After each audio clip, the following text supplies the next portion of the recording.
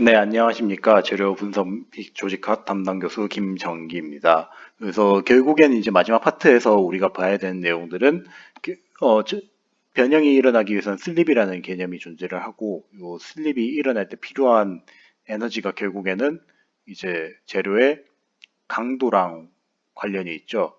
자, 그런데 이런 식으로 이제 재료의 강도랑 관련이 있을 때 만약에 그 방해되는 친구들이 있다고 한번 생각해 볼게요. 슬립에 방해가 된다고 하면은 네, 에너지가 더 많이 필요하겠죠. 그러면 강도가 더 많이 필요할 겁니다. 그래서 이런 식으로 이제 그 의 관계가 결국에는 이제 재료의 강화 기구라는 개념으로 연결이 되고요.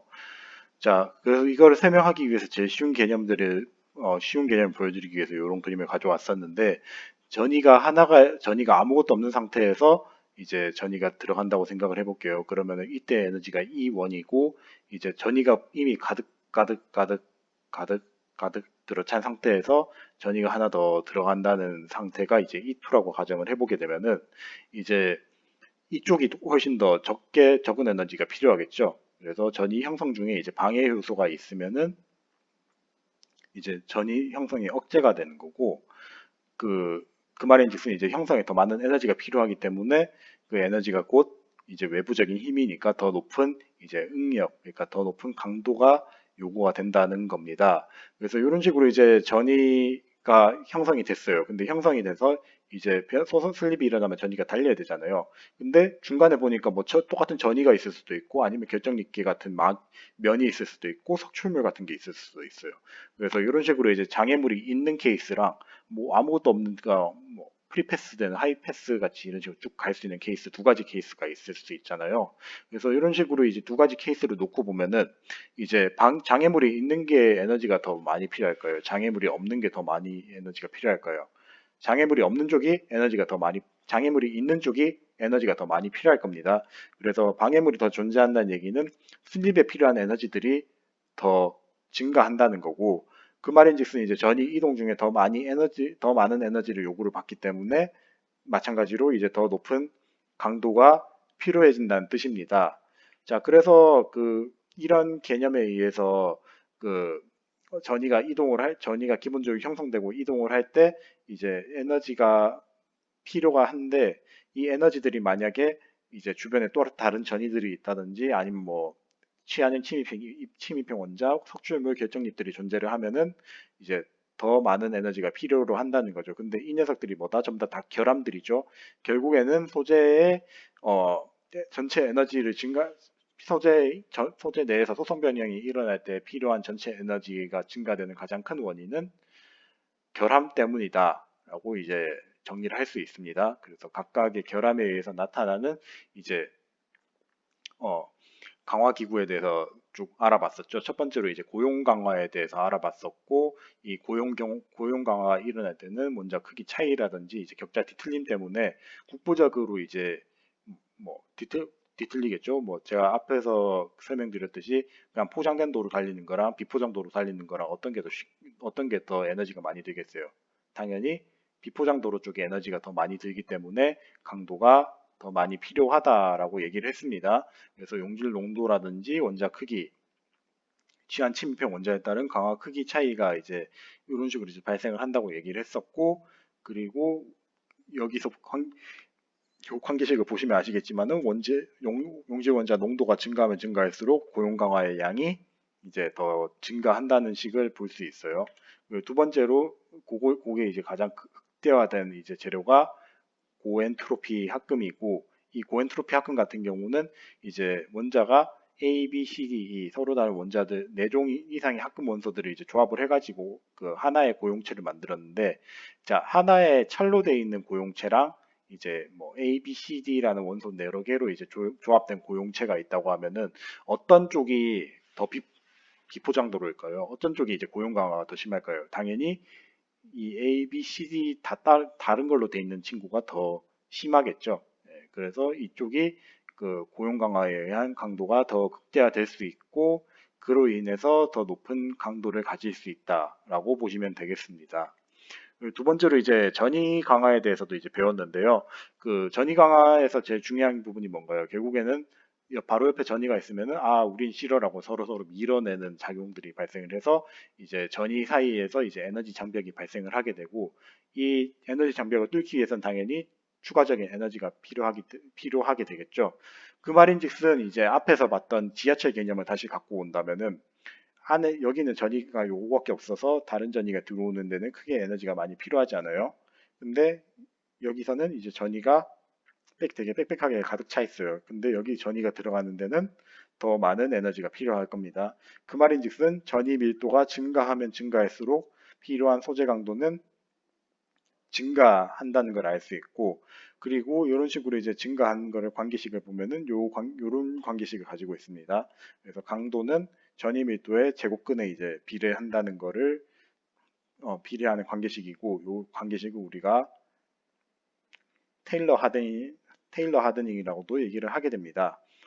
그래서 이런 식으로 이제 전이 형성이라든지 소멸 결국 이런 개념에서 제일 중요한 거는 소성 변형이 일어나는 도중에도 이제 그 전이가 추가적으로 형성되거나 상호작용에 의해서 사라지는데 이런 식으로 이제 전이 형성 소멸이 이제 동시에 발생했을 때 이제 형성되는 속도랑 소멸되는 속도에 따라서 가공 경화율에 이제 차이가 발생을 하게 돼서 소성 변형 중에도 재료 강도에 변화가 발생을 한다는 것입니다.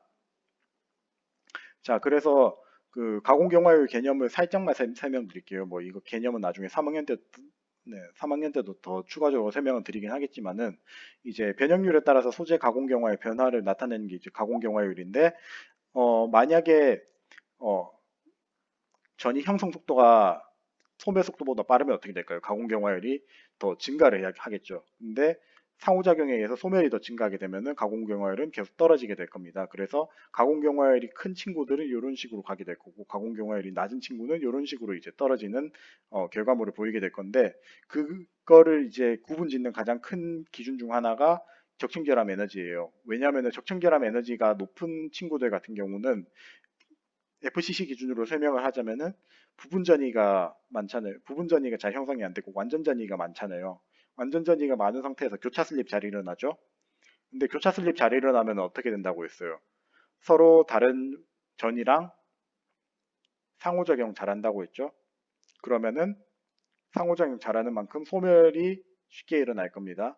그래서 이 소멸 속도가 증가하기 때문에 이제 가공 경화율이 낮아지는 거고 반대로 이제 적층결합 에너지가 낮은 경우에는 이제 부분 전이로 계속 이동하잖아요. 부분 전이로 이동하는데 얘네들이 뚝 떨어져 있으니까 교차 슬립이 일어나려고 하는 시점에서 어떻게 되겠어요?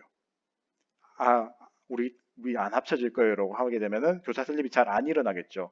그 말인즉슨 교차 슬립이 잘 안 일어나는 상태에서 상호작용이 적게 일어나 버리니까 소멸이 어떻게 돼요? 잘 안 되죠.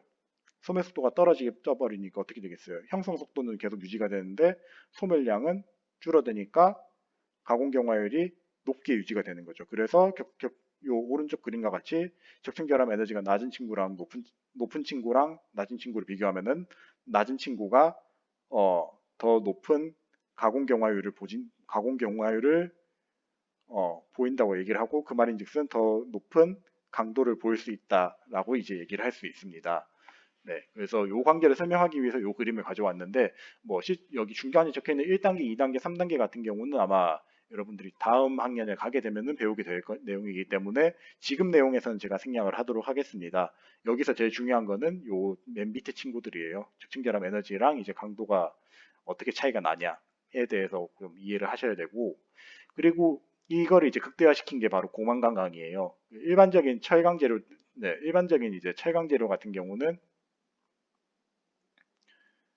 일반적인 이제 철강 재료 같은 경우는 이제 그 얘네들이 전이들이 서로 상호작용을 하니까 상호작용을 해버리니까 이제 소멸이 좀 쉽게 일어난 반면에 트리칸 같은 경우는 이제 망간이라든지 탄소 알루미늄 조합에 의해서 적층결합 에너지가 상당히 낮거든요. 그 말인즉슨 이제 적층결합들이 이런 식으로 쭉쭉쭉쭉 형성이 돼서 소멸이 잘 안 돼요. 그러면은 이 위에 있는 철강 재료에 비해서 강도가 가공 경화율이 높다 보니까 더 높은 강도를 이제 달성할 수 있겠죠. 네. 그래서 이 부분은 좀 참고를, 그래서 이런 식으로 이제 앞에서 봤던 이제 전이 강화를 극대화시킬 수 있다라고 보시면 되겠습니다. 네, 그래서 이 개념에 대해서 참고를 하시면 되겠고, 그 다음으로 이제 입계 강화에 대해서 설명드리겠는데, 입계 강화도 결국엔 뭐 어떻게 보자면은 그 전이 강화랑 네, 전이 강화랑 비슷한 개념이에요. 결국 그 입계들도 보면은 결함 덩어리죠. 결함 덩어리인데 전이가 이 결함 덩어리에 딱 들어오게 되면은 나 더 이상 이동 못해라고 하면서 여기 계속 엉겨버리는 상태가 발생하게 됩니다. 그래서 이런 식으로 결정 입계를 중심으로 전이가 점점 이제 쌓이는 현상이 발생을 하게 되고 이 쌓인 거를 뚫어내기 위해서는 더 많은 힘이 필요해지겠죠. 그래서 이 전이 이동을 위한 추가적인 응력이 필요하게 됩니다. 네, 그래서 네, 이런 전이 쌓인 현상에 대한 기본적인 내용에 대해서 말씀을 드렸었고, 다결정에서 이제 소송 변형이 일어날 때 보게 되면은 이제 결국에는 이제 결정립 크기랑 이제 강도 간의 관계가 제일 중요하다고 했습니다. 그래서 결정립 크기가 작으면 작을수록 요 통과해야 되는 배리어들이 굉장히 많아지니까 어떻게 되겠어요? 더 많은 힘이 필요하겠죠. 더 많은 힘이 필요해지기 때문에 이런 식으로 이제 결정립 크기가 작아지면 작아질수록 강도가 증가하는 이제 관계를 보여주게 됩니다. 네, 그래서 항상 강도는 결정립의 제곱근에 이런 식으로 요 관계를 가지고 있다라는 점에 대해서는 꼭 알아두셔야 되고요. 요거는 제일 기본 중에 기본적인 내용이에요. 이거는 이제 어떤 소재를 갖다 놔도 거의 비슷한 관계들을 보입니다. 일반적인 결정립 크기에서는요. 근데 결정립 크기가 너무 작아지면 어떻게 된다? 이제 기본적으로 결정립 기는 어떤 상태예요? 원래 결정보다는 굉장히 헐거운 상태죠. 네. 그래서 내부 요 헐거운 상태면 원자들이 이동하기가 더 쉬워요. 그래서 공공들이 이제 확산이 상당히 쉽게 되는데 결정립이 이제 클 때는 이 결정입계가 영향 주는 영역이 보시면 아시겠지만 4나노밖에 안 되거든요. 그래서 결정 비율이 높다 보니까 전위의 이동에 하고 이제 쌓임에 의해서 나타나는 결정 강화 현상이 조금 더 지배적으로 나타나요. 그래서 홀패치 현상을 잘 따르게 되는데 결정립이 20나노미터 이하가 돼버리면 어떻게 돼요? 지금 그 4나노가 돼버리니까 거의 절반이 결정립의 영향을 받게 되죠. 그러면은 결정립계 비율이 높게 되면은 전위에 의한 이동보다도 요 결정립계에서의 공공에 의한 이동 때문에 결정립계 자기들끼리 미끌려져 버려 가지고 쭉 이동하는 현상이 발생을 하게 됩니다. 그래서 원래 이 친구 여기 있을 때 강도보다도 결정립 크기가 더 떨어지게 되면은 결정립 강도가 더 낮아진 현상이 발생을 하게 되는데 이 현상을 이제 리버스 홀패치 현상이라고 얘기를 하게 되고 이 리버스 홀패치 현상 같은 경우는 20나노미터 이하의 결정립에서만 대부분 많이 나타나게 됩니다. 하지만 이제 일반적인 결정립 크기의 금속에서는 이제 앞에서 봤던 이제 홀패치 현상이 더 우세하다는 점, 네, 그 부분에 대해서는 기억을 하셨으면 좋겠습니다. 그래서 뭐 네, 그래서 요까지 해서 이제 결정립계에 대한 내용들에 대해서 요약을 드렸고요. 마지막으로 이제 석출 강화에 대해서 설명을 드리겠는데, 석출 강화를 설명할 때 크게 두 가지 기구가 있습니다. 첫 번째로 이제 석출물이 좀 작은 경우는 이제 결정 구조랑 정합 관계를 가지고 있는 경우가 대부분이거든요. 네, 정합 관계를 가지고 있으면은 앞에서 전이가 어떻게 된다고 했죠? 정합 관계면은 전이가 통과를 한다고 했어요. 자, 통과를 하게 되면은 어떻게 되냐면은 얘가 석출물도 버거스 벡터만큼 잘려나가게 됩니다. 이렇게 어긋나가게 됩니다. 그래서 이 기구를 이제 전단 기구라고 얘기를 하게 되고, 그리고 부정합 관계인 경우는 어떻게 된다고 했어요? 전이가 이걸 통과할 수 있다고 했어요. 통과 못한다고 했어요. 통과 못한다고 했습니다. 그래서 통과를 못하는 대신에 얘네들이 이제 감싸서 통과하는 형식으로 어, 이동을 한다고 했어요. 그래서 그 네, 석출물 크기가 주로 클 때는 이런 식으로 이제 많이 발생을 하게 됩니다. 자, 그래서 두 가지 관계에서의 이제 강도를 비교를 해보자면은 첫 번째로 이제 전단기구 같은 경우는 가르고 지나가야 되는데 아무래도 석출물의 기지보다는 더 강하겠죠. 그러다 보니까 석출물이 점점 커지면 커질수록 이게 가를 때 힘이 어떻게 되겠어요?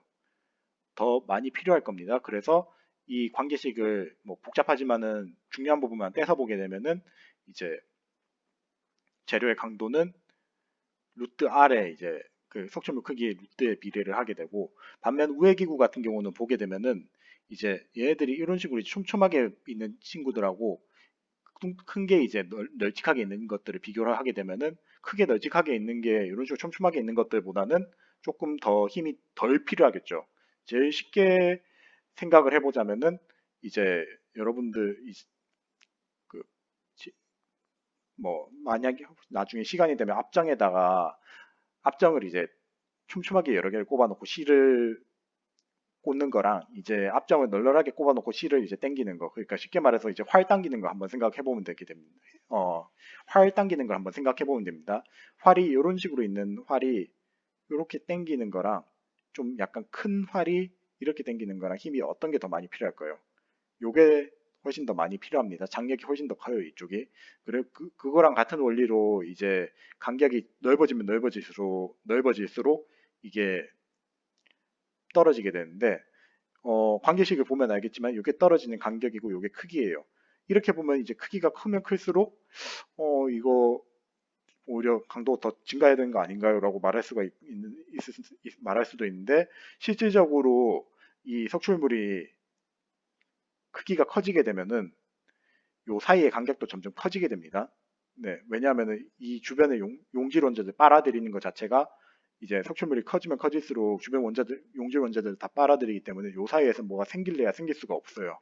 그렇기 때문에 이제 요 간격이 결국에 요 R하고 관계가 있게 되고, 실질적으로 이렇게 된 거를 쉽게 정리를 하자면은 타우는 R분의 1의 관계를 가지게 됩니다.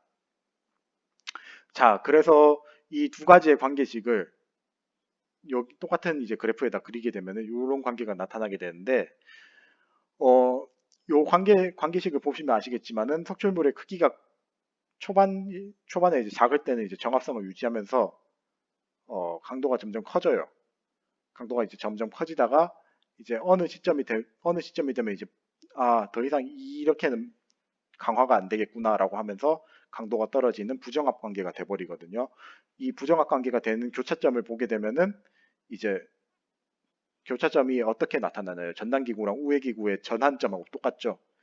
그 말인즉슨 이 석출물 크기가 전환된 지점하고 이제 정합 부정합의 지점, 그리고 전단기구 우회기구가 바뀌는 지점은 동일하다고 보시면 됩니다. 그래서 요 그래프가 사실상 석출 경화에서는 제일 중요한 부분이라고 생각하시면 되겠고, 이게 왜 그렇게 나타나는지는 이제 아까 제가 앞에서 정확하게 설명드렸던 뭐 정합 부정합 관계랑, 네, 그리고 전단 우회기구 관계랑 이제 연관이 되는 거죠.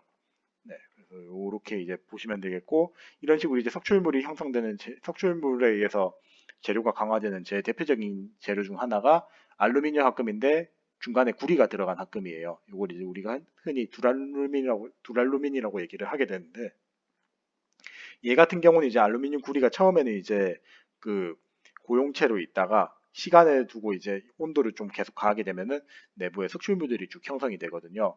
그래서 이런 식으로 이제 석출물이 형성되게 되면은 초반에는 이런 식으로 정압을 유지하다가 어느 시점이 되면은 이제 석출물이 너무 커져서 부정압 관계를 가지고 이제 강도가 오히려 떨어지는 시점이 존재를 합니다. 그래서 1, 2, 3, 4단계의 이제 석출 경화 기구를 이제 시효 경화 기구를 보이게 되는데, 이 부분 같은 경우는 아마 여러분들이 나중에 이제 비철 재료 쪽 가게 되면은 조금 더 자세하게 배울 거기 때문에, 지금은 이 알루미늄 구리 합금에서 석출 경화가 나타난다 정도까지만 아시면 될 것 같습니다. 그래서 이 개념이 이제 상당히 중요하다고 보시면 되겠고, 참고로 이런 합금들 같은 경우는 이제 항공기 쪽에 특히 이제 군용기에 좀 많이 사용을 합니다. 그래서 F-15 같은 경우는 요 외피라든지, 네, 안쪽에 그 프레임 쪽에 알루미늄들을 좀 많이 사용을 하게 돼요.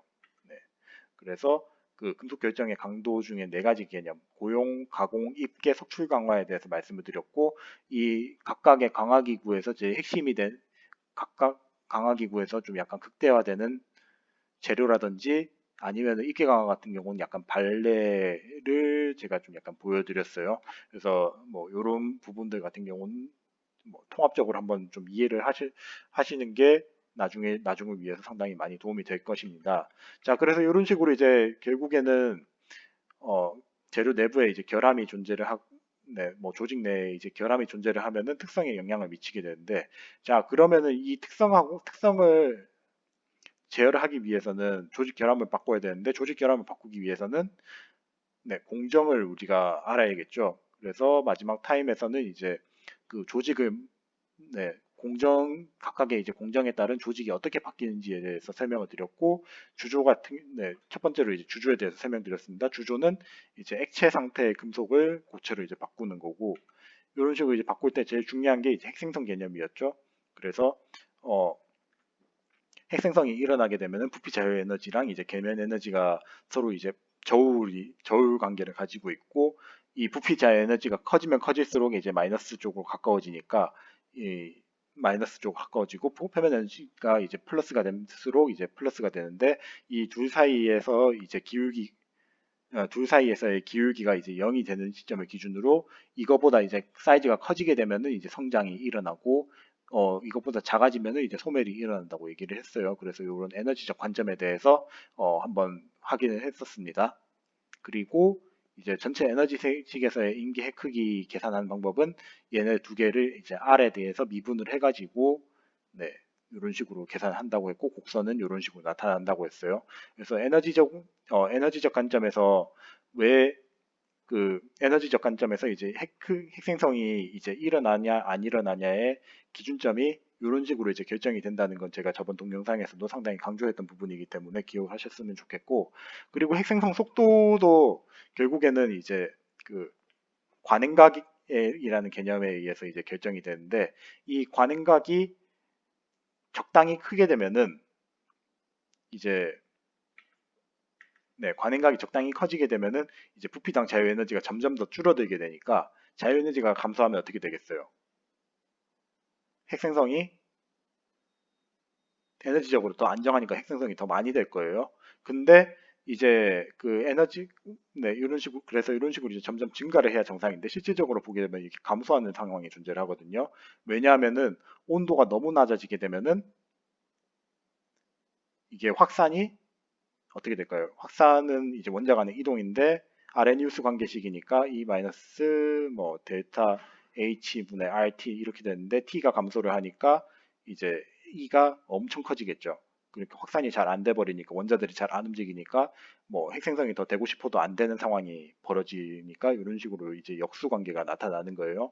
그래서 최종적으로 두 가지의 관계식을 조합하면 이런 식으로 이제 산 모양의 그림이 나타나는데, 그 그림이 나타나는 이유가 핵생성 관행에 의한 자유에너지에 의한 핵생성 안정화, 그리고 온도가 너무 낮아지면 확산이 급격하게 이제 줄어들어서 이제 좀 형성되기 얘네들이 원자 이동하기가 어려워서 이렇게 된다. 이 밸런스를 꼭 잘 이해하셔야 되고, 뭐 관행각은 뭐 이런 식으로 이제 개념들이 존재를 하는데, 아마 내년에 주주공학 쪽 넘어가시면 더 자세하게 배울 거니까 제가 생략을 하도록 하겠고요. 이 주조 조직을 이해하는 데 있어서 제일 핵심적인 내용 중 하나가 뭐냐면은 이제 이 수지상 구조예요. 결국에 그 합금제로 해서 이런 식으로 이제 관행이 존재를 했을 때 순간적으로 이제 그 원자 단위로 이제 좀 국부적으로 뭉쳐가지고 돌기가 형성이 될 수가 있는데, 관행이 없을 때는 네, 관행이 없을 때는 이게 온도가 이런 식으로 이제 유지가 돼 버리니까 네, 이런 식으로 다시 돌아오는 형식으로 돌기가 형성이 안 되는데, 앞에가 조금 더 온도가 낮아질 수가 있어요. 왜냐하면은 이제 용질원자가 좀 많이 뿜어져 나오면 가끔가다 온도가 떨어지는 때가 있거든요. 그래서 요즘 온도가 떨어지게 되면은 이 우리 피레침에서 전기가 이쪽을 중심으로 통해서 들어가잖아요. 마찬가지고 열이 이 돌기를 통해서 중점적으로 빠져나오다 보니까 이쪽으로만 이제 점점 더 성장이 일어나는 패턴을 보이게 돼요. 그래서 이런 식으로 이제 불규칙 성장을 일어나다가 같은 개념들이 요 옆으로도 이제 발생을 할 수 있거든요. 이런 식으로 이제 나무가지 모양으로 형성되는 구조를 이제 수지상 구조라고 얘기를 하게 되고, 이런 수지상 구조 같은 경우는 이제 형성이 될 때 원자들이 이제 최조밀면으로 달라붙어야 되잖아요. 그래서 소재 격자 구조에 상당히 크게 영향을 많이 받습니다. 그래서 수지상정의 이제 성장면은 이제 항상 격자의 최조밀면이라고 이제 생각을 하시면 되겠어요. 그래서 FCC는 111면, BCC는 110면이 되겠습니다. 그래서 이 개념은 좀 알아두시면 좋겠고, 이거를 설명한 이유 중 하나가 가장 중요한 이유가 뭐냐면은 이게 주조조직이랑 관련이 되기 때문에 그렇은 거예요.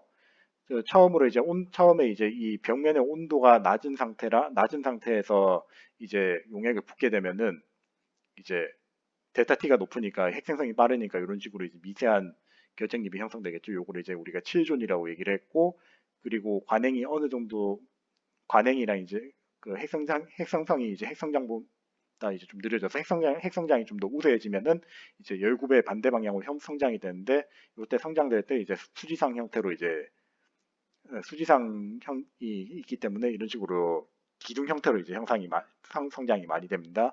그래서 이걸 이제 컬럼나존이라고 얘기를 하게 되고, 그리고 마지막으로 이 중간에 이제 다시 관행이 많이 증가를 할 수도 있겠죠. 그리고 열굽에도 상당히 약해지게 되면은 이제 내부 불순물의 원자들이 엉겨 붙어가지고 이제 핵생성이 일어날 수 있거든요. 얘네들이 이제 핵생성이 일어나게 되면은 이제 등축정을 보이게 돼서 EKS 주존이라고 얘기를 하게 됩니다. 그래서 이게 주조 조직의 이제 기본 중에 기본인 내용이고요.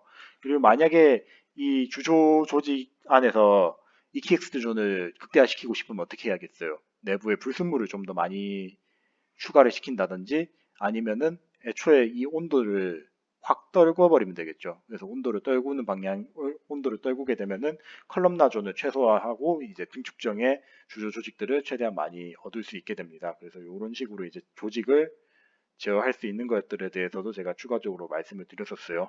그래서 뭐 지금은 리뷰 시간이니까 전반적으로 이런 것들에 대해서 배웠고 기억을 했으면 좋겠다라는 식으로 이제 설명을 드리기 때문에 간단하게 설명을 드리는데, 만약에 이해가 되지 않으시면 요 아파트에 있는 내용들을 다시 한번 동영상을 보시는 걸 이제 추천드리겠습니다. 그리고 이런 식으로 이제 그래서 이런 식으로 이제 조직이 형성되는데, 아까 봤던 이제 수지상 구조에 의해서 이제 용질이랑 용질 원자들의 불균형이 일어나기 때문에 이제 편석이 일어난다고 얘기를 했어요. 그래서 대표적으로 나타나는 게 이제 마이크로 편석도 있고, 중력에 의해서 마크로 편석도 나타나고, 그리고 뭐 오히려 이게 농도 차이가 나타나다 보니까 역으로 이제 빨려 들어가는 역편석도 나타난다고 했습니다. 그래서 이런 식으로 이제 편석들이 존재를 하는데, 이 편석을 억제하는 방법은 애초에 확산 잘 안 일어나게, 네, 그 관행각 많이 줘도 되고, 아니면은 아까 제가 말씀드렸듯이 불순물 많이 넣어가지고 애초에 이런 투지상이 잘 형성되지 않도록 좀 최대한 방해를 해주면은, 네, 편성을 좀 많이 억제를 할 수도 있다고 제가 말씀을 드렸었습니다. 네, 그래서 이게 이제 주조 조직에 대한 제 대표적인 얘기였고, 비정질 얘기는 아까 앞에서 얘기했으니까 제가 생략할게요. 그리고 그 다음으로 이제 그 소선 가공에 대해서 말씀을 드렸는데, 이제 소선 가공 중 제일 대표적인 공정이 이제 아변 공정이었죠. 이제 아변 공정에서 이제 냉연, 열연에 따라서 이제 조직이 어떻게 바뀌는지에 대해서 봤었고, 냉연 조직 같은 경우는 전이 밀도가 증가하고 이제 결정이 파괴가 발생을 하고, 이렇게 되면 이제 소재 강도는 증가하지만 연성은 굉장히 떨어지다 보니까 실제로 써먹기 위해서는 열처리를 한 번 더 해야 된다고 했습니다. 반면 이제 열연 조직 같은 경우는 이제 초기에는 이제 결정이 미세화가 발생을 하다가 이제 동적 재결정이 일어나는데, 이제 이 동적 재결정 이후에 계속 온도가 유지되다 보니까 결정립 성장이 계속 일어나서 이런 식으로 이제 미세 결정립들이 많이 형성된다고 했습니다. 그래서 냉연, 열연 조직 차이에 대해서 제가 중점적으로 설명을 드렸었고, 네, 그 다음으로 이제 단조 조직도 설명드렸죠. 단조 조직 같은 경우는 이제 캐스팅 조직이랑 기계 가공한 조직하고 다르게 딱 금형 눌렀을 때 재료 흐름에 따라서 이제 조직이 바뀐다고 했어요. 그래서 한 가지 특징은 이제 단조 금형에서 멀어지면 멀어질수록 이제 미세조직 분포가 조금 더 조대해진 걸 알 수 있고, 그리고 금형 소재 마찰에 따라서 이제 표면에서의 결정이 면신이라든지 감도가 조금 더 차이가 발생을 할 수 있게 됩니다. 그리고 마지막으로 이제 중심부에서 마찰이 좀 적게 존재를 하면은 이제 결정이 좀 더 크게 나타나고요. 그래서 단조 조직 바깥이랑 안쪽에서 조직이 차이가 나타난다는 점을 기억했으면 좋겠고, 압출 조직 역시도 마찬가지예요. 그러니까 조직이 이런 식으로 이제 쭉 밀려서 쭉 이제 밀려가지고 나가게 되는데, 약간 조금 단조랑도 관련이 있지만은 아변이랑도 관련이 있어요. 열간 압출을 진행을 하게 되면은 이제 안쪽에서 재결정이 발생을 하게 되고, 이제 냉간 압출을 진행하게 되면은 이제 이런 식으로 이제 결정입이 많이 늘어나게 된다고 얘기를 했었습니다. 그래서 조직학적 관점에서 설명을 하게 되면은 뭐 이런 식으로 나타나는 게 이제 열간 압출의 제 대표적인 예시가 되겠죠. 네, 그래서 뭐, 뭐 공정 변수라든지 뭐 이런저런 예측 같은 경우는 제가 그 이전 동영상에서 제가 설명을 드렸기 때문에 좀 최대한 간단하게 설명을 드리고요. 조직학적 관점에 대해서만 설명을 드리다 보니까 좀 빨리 넘어가는데 공정 관련된 부분들 같은 경우는 이제 혹시나 이해가 안 되시면은 동영상을 다시 보시는 거 추천드리고 마지막으로 이제 이런 식으로 그 냉형 같이 이제 좀 변형이 많이 먹힌 공정을 하게 되면 조직들이 상당히 이제 변형을 많이 먹어서 연신율이 많이 떨어져 있는데 이를 이제 온도를 가해서 다시 그 에너지 상태를 안정화시키는 과정이 이제 열처리 과정이었고 이 열처리 과정을 했을 때 이제 크게 3단계의 과정이 있었죠. 결정, 회복, 재결정, 결정, 성장에 대해서 제가 설명을 드렸었고 각각의 과정에서의 미세조직학적 변화는 이런 식으로 된다고 했어요. 네, 그래서 그 3단계의 조직 변화를 좀 알아뒀으면 좋겠고 이거는 참고로 이제 정적 상태에서 네, 열처리가 일어나는 거고 그리고 네, 재결정 요거는 아마 나중에 또 금속 물리학 쪽이라든지 열처리학 쪽 넘어가게 되면 더 자세하게 배울기 때문에 뭐 지금은 제일 중요한 거는 이제 재결정 온도에 대한 개념 정도만 조금 알아두시면 좋겠고 이제 재결정이 왜 일어나는지에 대해서만 좀 더 알아두시면 좋을 것 같습니다. 그리고 이제 마지막으로 이제 제일 중요한 부분이 이제 동적 재결정에 관한 내용인데요. 앞에서 열간 아변이라든지 이제 그 열간 압출이 일어날 때 동적 재결정이 일어난다 말만 했지 뭔지에 대해서 제가 설명을 안 드렸잖아요. 이 부분에 대해서 제가 한번 설명을 드렸었죠. 네. 그래서 그 초반에 이제 변형이 일어나다가 점점 이제 열이랑 같이 영향을 받다 보니까 회복이랑 재결정이 변형 도중에 네, 함께 발생하는 것을 이제 우리가 동적 재결정 현상이라고 얘기를 하게 되고 이런 식으로 이제 동적 재결정이 발생을 하게 되면은 이제 전이가 기본적으로 나타나서 처음에는 이제 악열정립이 형성이 됐다가 이 악열정립이라든지 전이 엉킨 곳 중심으로 이제 재결정 핵이 형성되고 점점 이제 핵성장이 일어나서 이제 재결정 조직이 형성되는 기구라고 생각을 하시면 되겠습니다. 그래서 뭐 정적 열처리랑 비슷하면서도 좀 차이가 있는 게 정적 열처리 같은 경우는 애초에 이게 이미 만들어진 상태고요. 동적 재결정 같은 경우는 온도가 일정하게 유지된 상태에서 얘가 변형이 되다가 변형 도중에 이제 재결정이 되는 기구라고 생각을 하시면 되겠습니다. 그래서 열간 변형에서 조직 미세화 같은 경우는 여러 가지 변형 패스를 이제 가해가지고 점진적으로 이제 결정립을 줄여 나간다는 내용에 대해서도 제가 말씀을 드렸었습니다. 자, 그래서 이제 네. 자, 그래서 이제 앞 파트까지의 내용들을 종합을 해가지고 전반부 리뷰를 했었는데요.